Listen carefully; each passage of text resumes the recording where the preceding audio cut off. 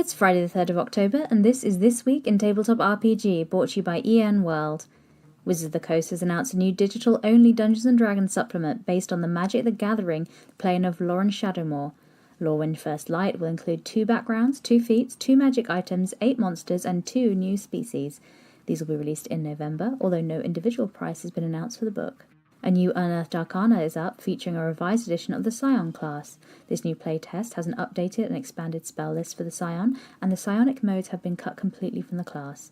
Psionic energy dice are now more flexible and easier to obtain, and a new feature called Psionic Reserves allows players to regain uses of psionic energy dice, and the Telepathic Propel and Telepathic Connection allow players to use those abilities one time each without expending any energy dice.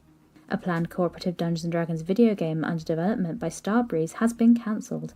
Starbreeze, the video game studio behind Payday franchise of games, announced that they will be cancelling Project Baxter and writing off the $27 million in development costs related to the game.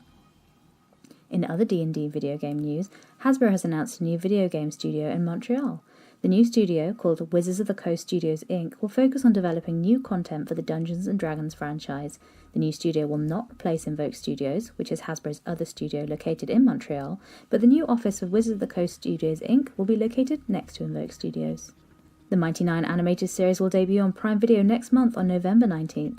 The Mighty Nein is an adaptation of Critical Role's second campaign, which ran from 2018 through to 2021. One key difference to the Mighty Nein compared to the previous Critical Role animated series, The Legend of Vox Machina, is that the episodes will run for over 40 minutes, and the cast is describing the series as more of a drama than The Legend of Vox Machina. If you'd like to hear these stories discussed in more detail, you can listen to Morris's unofficial Tabletop RPG Talk podcast, or you can read all about it at enworld.org. I'm Jessica, and that was This Week in Tabletop RPG.